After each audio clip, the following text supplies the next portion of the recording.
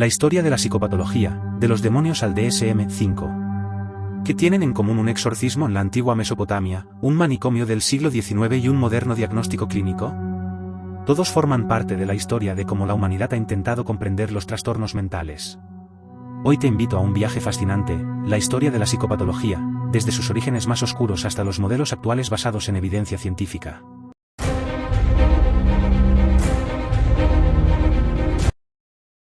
Durante milenios, el sufrimiento psíquico fue interpretado desde lo sobrenatural.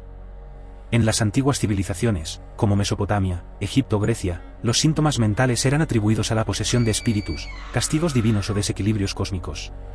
Si alguien tenía alucinaciones, se pensaba que un demonio había tomado control de su cuerpo. Los tratamientos eran rituales, plegarias, exorcismos, incluso prácticas como la trepanación, en la que se perforaba el cráneo para liberar al espíritu maligno.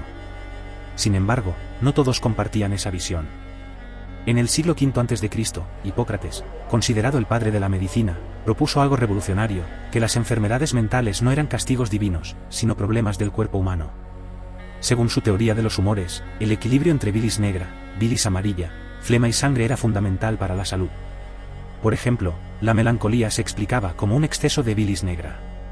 Esta idea, aunque primitiva desde el punto de vista actual, marcó el inicio de un enfoque médico de la psicopatología. Pero esta visión naturalista no perduró. Con la llegada de la Edad Media, el pensamiento europeo volvió a centrarse en lo religioso y lo espiritual. La locura fue interpretada como herejía, brujería o posesión demoníaca. La Iglesia tuvo un enorme poder sobre la interpretación del sufrimiento mental.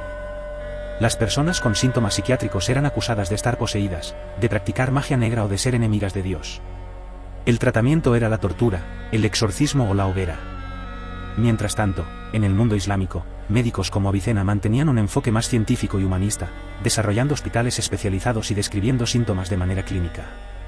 Con el Renacimiento y la modernidad temprana, surgieron nuevas actitudes. Por un lado, se intentó comprender mejor al ser humano, por otro, la locura empezó a ser confinada en instituciones. Nacieron los primeros hospitales psiquiátricos, como el célebre Bedlam en Londres, tristemente célebre por las condiciones inhumanas. En esta época, las personas con enfermedades mentales eran apartadas de la sociedad, vistas como una amenaza o incluso como espectáculo. Se las exhibía al público, se las encadenaba, se las trataba como bestias. La gran transformación comenzó a gestarse en el siglo XVIII, con la Ilustración. Apareció la idea de que la razón debía guiar la comprensión del mundo, incluida la mente humana. En Francia, Philippe Pinel ordenó liberar a los enfermos mentales de sus cadenas y promovió el tratamiento moral, higiene, rutina, conversación y un entorno humano.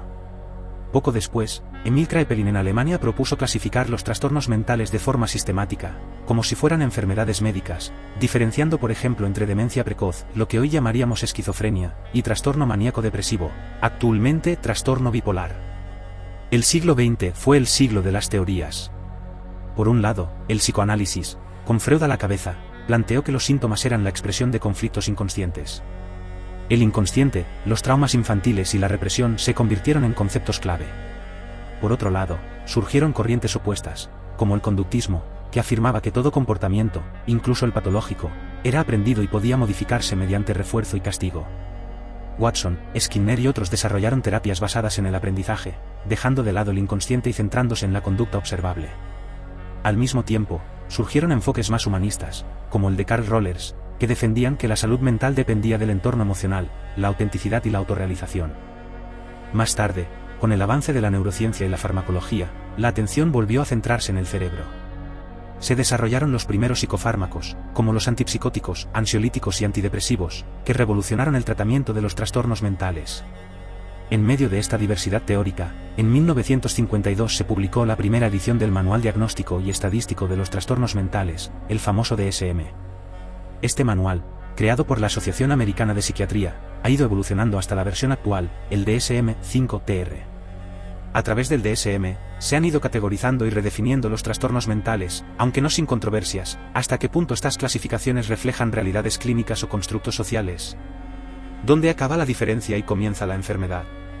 Hoy en día, la psicopatología se concibe como el resultado de múltiples factores, biológicos, psicológicos, sociales y culturales.